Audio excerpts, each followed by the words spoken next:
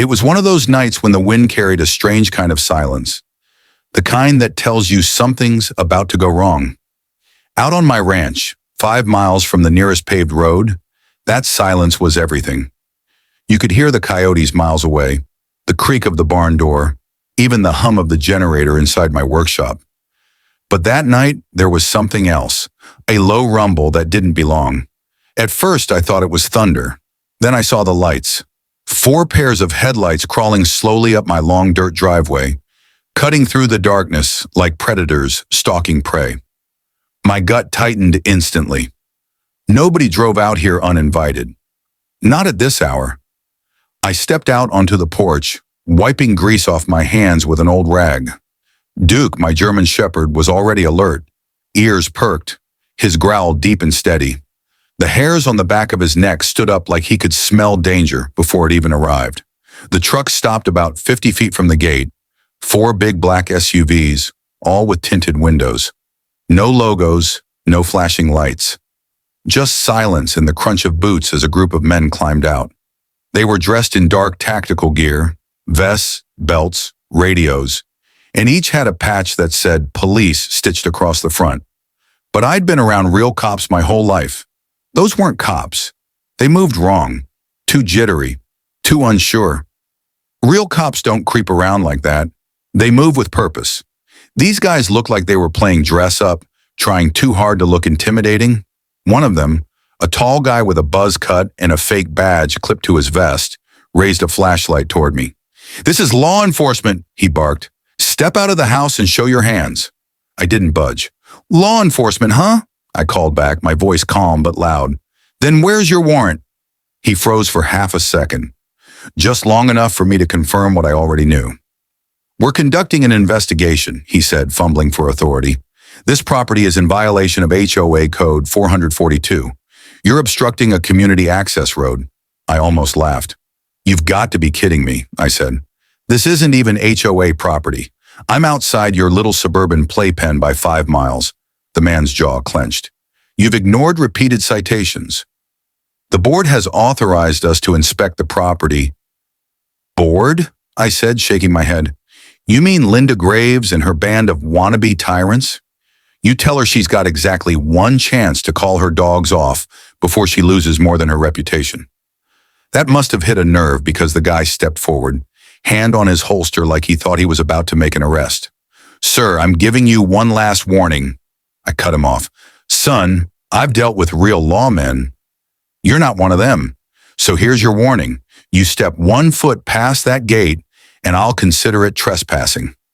Duke barked loudly, his growl turning vicious. The other men shifted uneasily, glancing at each other. They were waiting for their leader's cue, and that's when it hit me. The HOA had really done it. They'd hired fake cops. For months, they'd been harassing me. It started with letters about my fence being too high and my barn not in compliance. Then came fake fines and threats to seize the property. I ignored them because my ranch wasn't under their jurisdiction. But Linda Graves, the HOA president, wasn't used to hearing no. She'd already sent her little enforcers once to take pictures of my land.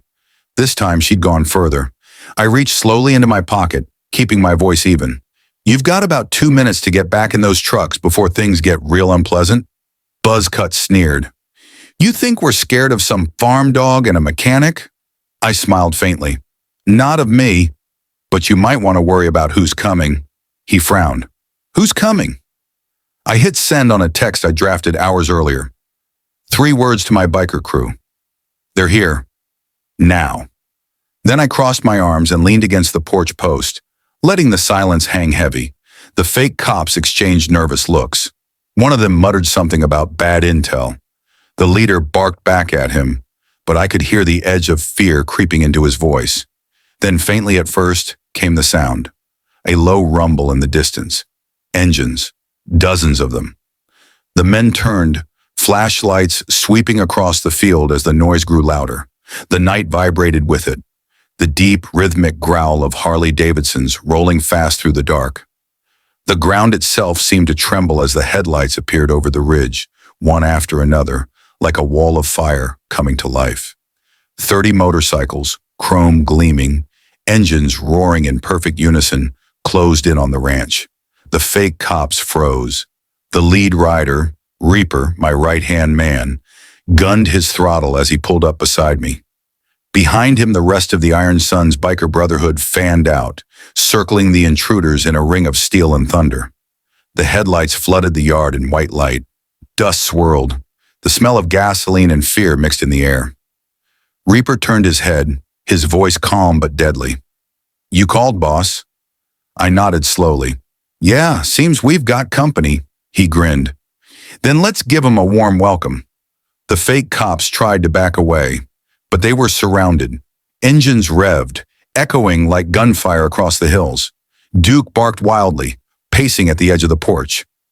I took a slow step forward until I was standing face to face with Buzzcut. He was sweating now, eyes darting from one biker to another. "You're trespassing," I said evenly, "and impersonating officers." "That's 2 felonies right there. But lucky for you, I'm a generous man. I'm going to give you 30 seconds to turn around and drive out of here before these men decide you're not worth the trouble of bearing." Reaper cracked his knuckles. 29 seconds, boss." The thugs looked at each other. One of them stammered, We were just following orders." "Yeah," I said, stepping closer. "Linda Graves' orders, right? Tell her she just started a war she can't win." The engines roared louder. Dust whipped up in choking clouds. Buzzcut finally broke. "Let's go," he shouted, sprinting back toward the SUVs. His men didn't hesitate. They piled into the vehicles, tires screeching as they tore down the dirt road, disappearing into the darkness they came from. For a moment, there was only silence, broken by the low hum of 30 motorcycles idling in the night. Then Reaper laughed, the sound booming across the yard. "Guess they weren't ready for country hospitality." The others chuckled, revving their engines in triumph. I turned toward the horizon, watching the last set of taillights vanish. My heart was still pounding, but my mind was clear. "They'll be back," I said quietly. "People like that don't know when to quit." Reaper's grin faded. "Then we'll be ready." Always are. The Iron Sons rode with loyalty carved into their bones. Most of us were veterans, ex-cops, or men who'd seen the worst of the world and came home looking for peace and found brotherhood instead. We didn't look for trouble, but when it came to our door, we didn't hide. As the engines quieted, I looked out over the dark hills of my land. The wind carried that eerie silence again, but this time it felt different. I'd sent a message loud and clear. This ranch wasn't just mine. It was Iron Sun's territory now, and anyone, HOA, fake cop, or anyone else, who thought they could intimidate us. The night after the fake cops fled my property, sleep didn't come easy. I sat on the porch for hours, the boards creaking under my boots, Duke stretched at my feet. The cool wind whispered through the trees, and in the distance, a coyote howled. Out here on the ranch, peace was usually simple. A man could hear his own thoughts. But that night, every sound felt sharper, closer, like the calm before a storm. The events replayed in my mind again and again. The black SUVs, the fake badges, and those so-called officers who thought they could intimidate me. It wasn't fear that kept me awake. It was anger, not the hot, reckless kind. The cold, steady kind that builds with purpose. Linda Graves and her precious HOA had gone too far. I'd ignored their petty letters, their fake fines, their threats. But now they'd crossed a line, sending armed imposters to my ranch. That wasn't a power play. That was a crime. At dawn, I got up and poured myself a cup of black coffee. The first light of morning hit the fields, casting long shadows across the pasture. Duke barked once, ears pricked. Someone was coming. I reached for my shotgun just in case, but when the vehicle turned the bend, I recognized it. A black Harley, chrome shining even in the soft sunrise. Reaper. He rolled to a stop beside the porch, killed the engine, and swung off his bike. His leather jacket bore the Iron Sun's emblem. A skull with a pair of wings spread wide, the same mark every man in our brotherhood wore. "Couldn't sleep either?" I asked, handing him a mug of coffee. Reaper shook his head. "Not a chance. Word's already spreading, Jack. The boys in town heard about those fake cops." You should have seen their faces. I'm not surprised, I said. HOA's been itching for a fight. Looks like they finally got one. He smirked. Yeah, but they didn't expect to run into a bunch of angry veterans on motorcycles. We both chuckled, but the humor faded quick. Reaper leaned against the porch rail, serious now. So what's next? You know Linda ain't gonna let this slide. She's probably on the phone with some sleazy lawyer right now. I nodded slowly. You're right. And if I know her, she'll twist the story. Say we assaulted her inspectors. Maybe even claim they were real cops. He grinned. Then we'll show everyone they weren't. That was the thing about the Iron Sons. We weren't just a club. We were family. Most of us had served, Army, Marines, Navy. Some were law enforcement. Some were just blue-collar guys trying to rebuild their lives. But all of us had one thing in common. Loyalty. When one of us was targeted, we all were. Reaper's phone buzzed. He glanced at the screen. Speak of the devil, he said. Linda just posted a statement online. She's calling you a dangerous individual and saying her safety team was attacked. I raised an eyebrow. Safety team? That's rich. He scrolled through the post, his expression darkening. She's demanding the county take action against you. Says you're harboring criminal bikers and refusing community inspections? I took a slow sip of my coffee. So she's doubling down. Hard, he said, and she tagged half the local news stations. You'll be all over TV by lunchtime, I stared out at the horizon. Then it's time to fight back. By mid-morning, I had the whole Iron Sons crew at the ranch. About 30 of us in total. The rumble of Harleys filled the air, echoing through the valley. Smoke, Diesel, and Ringo were already unloading camera equipment from their trucks. Every angle, every detail, I told them. We're documenting everything. The damage to the gate, the footage from my cameras, the fake badges they wore. If Linda wants a war of words, she's going to lose in the court of truth. We spent hours piecing together the evidence. My security system had caught everything. The fake cops' faces, their SUVs' license plates, even the moment they panicked when the bikes rolled in. It was all there, clear as day. Smoke grinned as he watched the playback.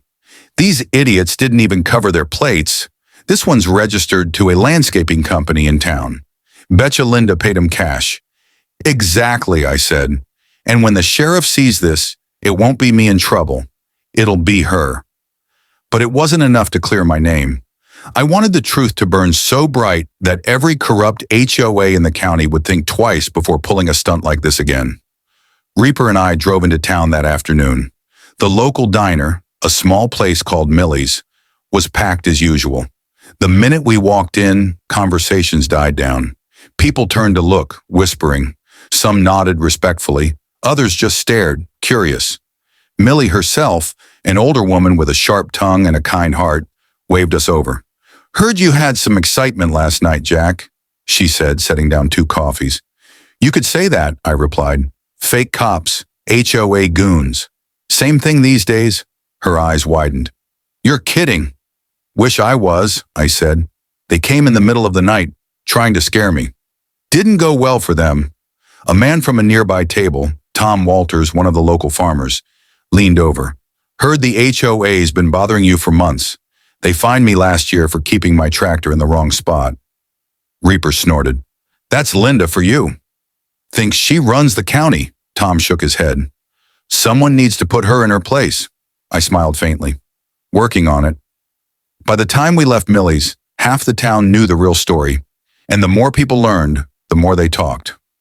Word spread faster than wildfire, from the diner to the feed store, from the mechanic's shop to the sheriff's office. That evening, just as the sun dipped below the hills, my phone rang. Sheriff Dalton. Jack, he said, voice tight. We need to talk. Let me guess. Linda filed a report. Yep, he said. Claims you and your biker gang assaulted her employees. Says she's pressing charges? I chuckled. She's playing the victim card already. Thing is, Dalton continued, something about her story doesn't add up. She's trying to say the men were licensed security contractors, but none of the companies she listed exist. Because they weren't contractors, I said. They were imposters. I've got proof, Dalton sighed. Then bring it by the station in the morning. We'll handle it properly. Appreciate it, Sheriff, I said.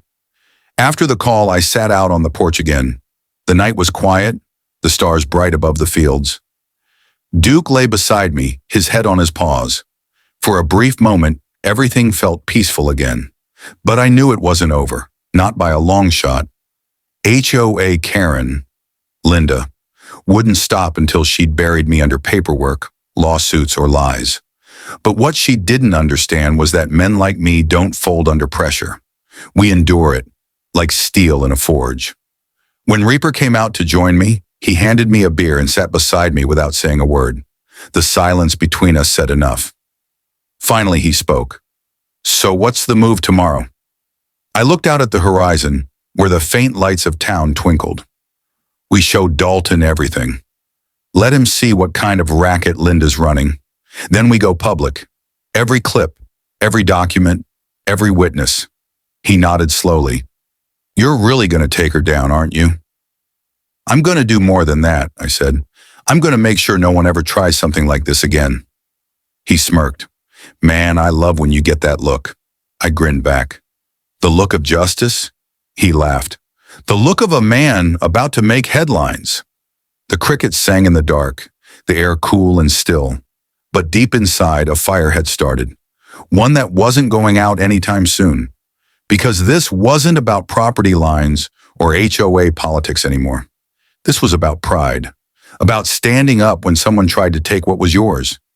And as the night rolled on, with the faint sound of Harley engines echoing in the distance, one thing was clear. Linda Graves had just made the worst mistake of her life. The next morning, sunlight cut through the blinds and landed across the kitchen table, right where my coffee cup sat half empty. The smell of gun oil and motor grease still hung in the air from last night. Duke lay by the back door, finally asleep, though his ears twitched at every sound. Out here, peace never lasted long, especially not after what happened. By sunrise, the story had already spread. Word traveled fast through the biker network. Everyone in 3 counties knew that a fake police raid had gone down on my ranch, and that the Iron Sons had shown up faster than the sheriff's deputies ever could. But that wasn't what bothered me. What kept gnawing at me was why they came in the first place. The HOA, or more specifically, their queen bee, Linda Graves, had gone too far this time. It wasn't about property codes or neighborhood rules anymore. This was personal. I was halfway through my second cup of coffee when I heard tires crunching on the gravel driveway. My first instinct was to grab my rifle, but when I looked out the window, I saw it wasn't the HOA thugs. It was Sheriff Dalton. He stepped out of his cruiser, big hat tilted low, hands resting on his belt. We'd served together years ago, back when he was just a rookie deputy and I was a Marine MP. He wasn't a man who made social visits. I met him on the porch before he even knocked. Morning, Dalton, I said. Coffee's still hot if you want some. He gave a tired half smile. Morning, Jack. I heard about the excitement out here last night. Word travels fast, I said, crossing my arms. Too fast, he replied. Got 3 reports from folks saying there was a gunfight at your place. HOA board's been blowing up my phone since 6 a.m. I snorted. Gunfight? Please. Only thing fired last night was a few spark plugs and some bad judgment. Dalton chuckled, then his tone shifted. You sure about those men being fake cops? I'm sure, I said firmly.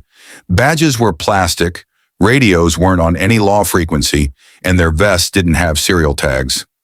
I've seen Halloween costumes that looked more authentic. He nodded slowly, thinking it through. You got any video? I smiled faintly and gestured toward the barn. Cameras on every corner, Dalton. Night vision, motion activated.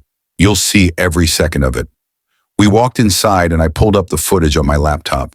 He watched in silence as the fake SUVs rolled in, as they tried to threaten me, and finally as the Iron Sons surrounded them. When it ended, he let out a long whistle. Damn, Jack. You weren't kidding. I leaned back in my chair. Told you. He rubbed his jaw, the weight of his badge heavy on his chest. This is a felony operation, impersonating law enforcement, armed intimidation, trespassing. Sounds like your department's got some work to do, I said, sipping my coffee. He gave me a look. You're not making this easy for me. You know that? I never do, I said, smiling. But then he leaned forward, voice low. Jack, I can't hold back what's coming. HOA's filing an official complaint. They're saying you assaulted their inspectors. That made me laugh so hard I nearly spilled my coffee. Inspectors? They showed up in tactical gear with fake guns and badges.